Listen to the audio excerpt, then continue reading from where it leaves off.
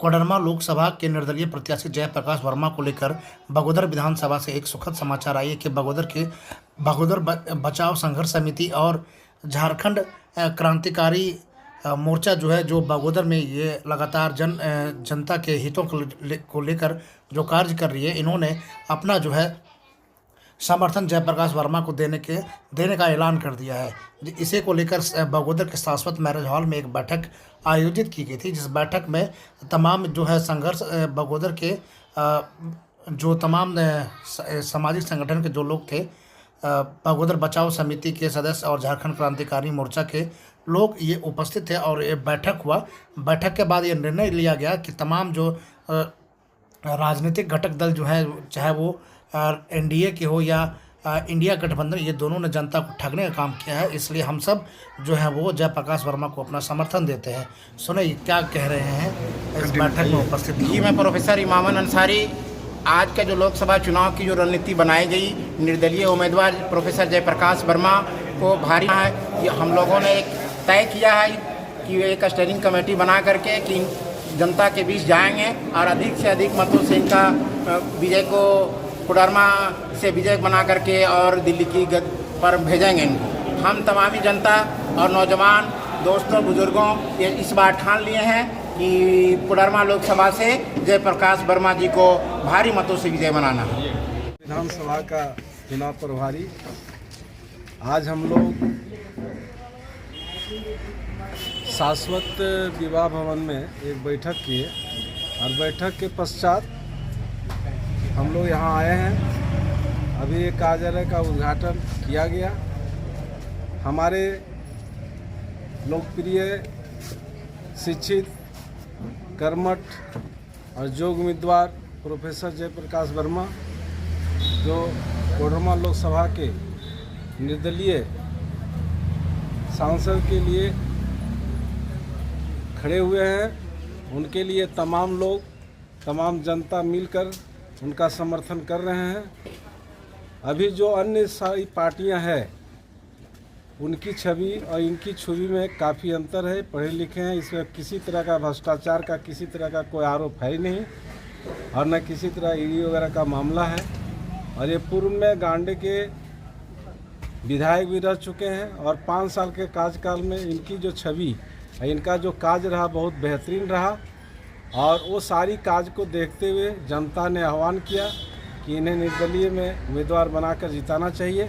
और बगोदर की जितनी भी जनताएं हैं, सभी लोगों ने आज इनको जिताने के लिए एक संगठन का गठन किया, जिसमें संरक्षक, अध्यक्ष, उपाध्यक्ष, सचिव, उप सचिव, कोषाध्यक्ष एवं कार्यकारिणी के 31 सदस्य भी बनाए गए और सभी लोग मिलजुल कर संकल्प लिए कि इन्हें जिताकर और सांसद बनाना है और दिल्ली भेजना है। झारखंड आंदोलनकारी मोर्चा और जो समर्थन भी है बगोदर बचाओ संघर्ष समिति और झारखंड क्रांतिकारी संघर्ष समिति, दोनों ने समर्थन दिया है और देकर के देश की जो राजनीतिक परिस्थिति है वो किसी से छिपा हुआ नहीं है। किस दौर से ये देश गुजर रहा है, क्या राजनीतिक संकट है, हमको लगता है हम तमाम लोग जानते हैं। यहाँ पर 2 बड़े गठबंधन हैं, जिसमें हमको लगता है इस मुल्क में जितनी भी राजनीतिक पार्टी है, हमको लगता है कि ये 2 गठबंधनों में ही समागम है। जो छोटे छोटे क्षेत्रीय राजनीतिक पार्टी हैं, ये सारे लोग मिला के जो है मोर्चा बनाने के काम किए हैं। और ये मोर्चा किस लिए, ये हम तमाम लोगों को समझने की जरूरत है। ये मोर्चा सत्ता के लिए और स्वार्थ के लिए। मैं कह रहा हूँ, जनता के बीच जो जन मुद्दा है, जो जन समस्या है, उसको लेकर व्यवस्थित तरीके से लोकतांत्रिक प्रक्रिया के तहत आंदोलन के लिए ये मोर्चा नहीं बना। देश के शासन और व्यवस्था पर मेरा एकाधिकार कैसे हो, मेरा कब्जा कैसे हो, हमको लगता है इस लिहाज से ये मोर्चा बना। और मैं आपसे कहना चाहता हूं, जो इंडिया गठबंधन है उसका एक लंबा फहरिस्त है इस मुल्क में शासन करने का। पिछले 50 वर्षों से लगातार उसका शासन रहा और उसके शासन में जो समाज में दबे कुचले लोग हैं, हमको लगता है जो पीड़ित तबका है, उसकी सामाजिक बेहतरी के लिए कौन सा कदम उठाया गया, इसको भी हम लोग जानते हैं। पिछले 10 वर्षों से जो एनडीए गठबंधन का शासन है, मैं कह रहा हूं बहुत सारा शब्द बात जनता को दिखाया जा रहा है। प्रत्येक वर्ष 2 करोड़ बेरोजगारों को रोजगार देने की बात कही गई। विदेशों में जो काले धन है उसको भारत में लाकर जो अत्यंत गरीब लोग हैं उसके खाते में 15 लाख रुपए देने की बात कही गई। और मैं आपको बता दूं, सचमुच में इन सभी मोर्चे पर एनडीए गठबंधन विफल साबित हुआ है। कुल मिलाकर कहिए ये दोनों ही मोर्चा जनता को, हमको लगता है, लूटने का काम किया। तो इस लिहाज से कोडरमा में हम लोग अगर इस परिप्रेक्ष्य में देखें तो इन दोनों का अपना जो है उम्मीदवार है। एक तो विनोद सिंह जो इंडिया गठबंधन के प्रत्याशी हैं, अभी चर्चा हो रही थी बगोदर में सामाजिक बदलाव के आंदोलन की शुरुआत महेंद्र सिंह ने किया था। और उस समय समाज में जो दबंग लोग थे, जो बदमाश लोग थे, निरंकुश जो प्रशासनिक पदाधिकारी था, हमको लगता है उनके खिलाफ एक आंदोलन का शुरुआत हुआ था। हम विनोद सिंह के अगर 15 साल के कार्यकाल को देखें तो हमको लगता है थाने की क्या स्थिति है, ब्लॉक का क्या स्थिति है, अंचल का क्या स्थिति है, ये किसी से छिपा हुआ नहीं है। बगैर चढ़ावे के कोई काम नहीं होता। और जो सचमुच में अपने आप को क्रांतिकारी कहते हैं, जो जन संघर्ष की बात करते हैं, मैं कह रहा हूं इन पदाधिकारियों के खिलाफ लड़ना तो दूर की बात, इनके जुबान में बोलने की भी कुवत नहीं है। और ये चुनावी कार्यक्रम का उद्घाटन, और इसमें जो दूर दराज से आए हुए मेरे भाइयों, किसान बंधुओं, युवाओं, बुजुर्गों, व्यवसाय के व्यवसायियों, तमाम लोगों को और साथ ही साथ मीडिया के पत्रकारगणों को मैं हार्दिक अभिनंदन करता हूं। बंधुओं, आप लोग अच्छी तरह से जानते हैं कि 20 मई को कोडरमा लोकसभा का चुनाव होना तय हुआ है। इसमें कुल प्रत्याशी 15 है। और 15 में से जो वर्तमान की स्थिति है, ये स्थिति बता रही है कि त्रिकोणीय संघर्ष है। एक है अन्नपूर्णा देवी, दूसरा है विनोद सिंह जी और तीसरा है जयप्रकाश जी। बंधुओं, मैं खासकर जयप्रकाश जी के संबंध में कहना चाहूंगा कि गिरिडीह का निवासी है और ये उनके सुपुत्र हैं जो इनके फादर डॉक्टर भी रह चुके थे और प्रमुख भी रह चुके थे। और इनके जो अंकल जननायक स्वर्गीय विलाल प्रसाद वर्मा जी, जो 5 बार सांसद और 1 बार विधायक रह चुके हैं। राजनीति की जहां पर सवाल है उसमें और उस गांव से इधर सारे लोगों ने राजनीतिक ज्ञान लेकर विलाल वर्मा के साथ जुड़कर सांसद और विधायक बनने का भी काम किया है।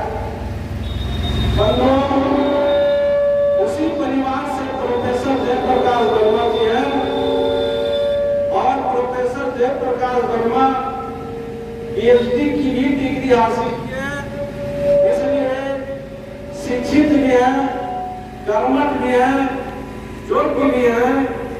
और इनका जो चरित्र की जहां पर सवाल है, इसमें हर आदमी जानते हैं कि ना इस पर किसी तरह का ईडी का आरोप है, न किसी तरह का इन पर भ्रष्टाचार का आरोप है, और न एक भी इनके ऊपर केस है।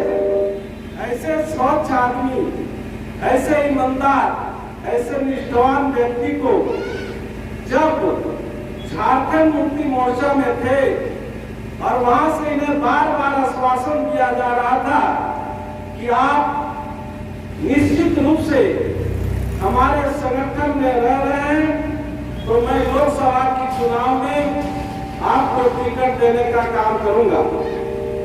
और प्रोफेसर जयप्रकाश जी ने उनकी बातों को माना और मान करके लगातार 5 वर्षों तक पूरे कोडरमा लोकसभा में क्षेत्र क्षेत्र में गली गली में घूम घूम कर सभी के दुख सुख और समस्याओं का निदान करने का काम किया। बंधुओं, जब झारखंड मुक्ति मोर्चा ने इन्हें धोखा दिया, जब इन्हें उनके द्वारा टिकट नहीं दिया गया, तो अंत में कोडरमा के तमाम जनताओं जहां से जाते थे, मिलते थे, बोलते थे, बतियाते थे, उन्होंने कहा कि यदि अगर इन्होंने धोखा दिया है तो फिर उसको भी चोट आपको देना जरूरी है। तो सब जनताओं के आह्वान पर वो निर्दलीय रूप में इस चुनाव में उतरे हैं और जयप्रकाश जी आप ही लोग पर भरोसा कर रहे हैं। इन्हें ये नहीं चाहिए कि हमारा आलिशान बन जाए, ये इन्हें नहीं चाहिए कि करोड़ों की संपत्ति बन जाए। ये केवल जनता की सेवा के लिए हमेशा तत्पर रहे हैं और जीतने के बाद में भी ये रहेंगे। बंधुओं, ये जहां तक जयप्रकाश राव की परिचय की बात मैंने आप लोगों के साथ रखा, आगे मैं आपको इंगित करना चाहता हूं कि इस चुनाव में कारपोरेट घराने की पार्टियां भी है जो गरीबों के प्रति उतना ध्यान नहीं देते हैं। और आपको मालूम होगा कि 2019 में भाजपा से विकलांग बाबू के सुपुत्र वर्मा का नाम 1 नंबर में चल रहा था। वही क्रम में अन्नपूर्णा देवी, उस समय हमारे झारखंड का मुख्यमंत्री रघुवर दास जी थे, उनसे इन्होंने संपर्क किया। उन लोग को आपस में क्या तालमेल हुई ये तो मैं नहीं बता सकता हूँ, पर इतना जरूर कहूंगा कि उस तालमेल में अन्नपूर्णा देवी ने राजद को छोड़कर बीजेपी में ज्वाइन किया। उस समय भी वर्मा को भाजपा ने धोखा देने का काम किया। बंधुओं, आपको पूर्व में जिस समय अन्नपूर्णा देवी राजद में थी, उस समय का आप भाषण सुने होंगे। बीच में भी उनका वायरस हुआ था, व्हाट्सएप पर आया था। और जिस तरह से उन्होंने बीजेपी का विरोध की थी, वो अगर अभी सुनेंगे तो ये आपको सोचने में, आपको समझने में मजबूर हो जाना पड़ेगा कि जिस पार्टी को उन्होंने इतना धोखेबाज और इतना शिकायत आलोचना कर रहा है, उस पार्टी में अन्नपूर्णा देवी पुनः दामन को थामे, ये समझने की जो बात है। बंधुओं, मैं आपको क्या बताऊं, ये बाबूलाल मरांडी बीजेपी की प्रथम मुख्यमंत्री थे। और जब प्रथम मुख्यमंत्री थे तो हम लोग सब किसान वर्ग से बिलोंग करते हैं, ओबीसी से हम लोग जुड़े हुए व्यक्ति हैं। और उस समय ओबीसी का आरक्षण 27% था। और बाबूलाल मरांडी की ये कृपा कहिए कि 27 के जगह 30 और 40 का उन्होंने नहीं सोचा, बल्कि 27 से घटाकर उन्होंने 14% कर दिया। दूसरी ओर एसटी और एससी का जो परसेंटेज था वो 14% था, जिसको घटा के 9 कर दिया। अब बताइए कि वो भी जब भाजपा को छोड़कर जेवीएम की पार्टी बनाए और जेवीएम में रह करके और पुनः बीजेपी में आ गए। और वो जो जेवीएम की पार्टी बनाए थे, उस समय उन्होंने ये अपने भाषण में कहा था कि जिस तरह से कमल फूल खिला है उसको मुरझाने का काम मैं करूंगा। और फिर वही बाबूलाल मरांडी वही भाजपा का दामन को थामा। ये सब विचारणीय बात है। अभी के जनता सब समझदार हो चुके हैं। इंसान के लिए इशारा काफी है। मैं ज्यादा किसी की आलोचना या शिकायत नहीं करना चाहता हूँ, पर इतना जरूर कहूंगा कि ये सब अपने मन में थोड़ा सा विचार करें, मंथन करें और चिंतन करें। और दूसरी ओर जो अभी वर्तमान में जो स्थिति झारखंड की है, उसके संबंध में दो बातें मैं बोल रहा हूँ। बंधुओं, आप लोगों को पता होगा कि जितने भी किसान लोग हैं, उनके पास, किन्हीं के पास पूरा का पूरा जीएम लैंड जमीन है, यानी जिसको हम लोग गैरमजुआ कहते हैं। किन्हीं के यहाँ आधा रहती है तो आधा गैरमजुआ है। अभी वर्तमान में आप लोगों से प्रश्न करना चाहता हूँ कि जरा गहराई से सोचिए कि आज जो जीएम लैंड का रजिस्ट्रेशन नहीं हो रहा है, न उसका मोटेशन हो रहा है, न उसका रसीद निर्गत हो रहा है, कि किसान लोग ने क्या पाप किया था, जिस जमीन से अपना खेती कर उपजा कर खाने का काम करता था, उस हक को छीना। अभी किसानों के साथ इतनी बड़ी बड़ी समस्या आई। क्या समस्या आई कि बेटी की अगर किन्हीं की शादी करनी है, उनके पास पैसे की अभाव है, वो जीएम लैंड के वो किसान है, वो बेचने की बात जब सोचते हैं तो वो बिक्री नहीं हो रहा है, उसके घर में उनकी बेटी की शादी रुक जाती है। ये सब विकट स्थिति में ये मजदूरों को, किसानों को शोषित करने का काम उन्होंने किया है। बंधुओं, जीएम लैंड की तो बात मैंने रख दिया। आगे मैं ये भी अवगत करा दूं कि आज पूरे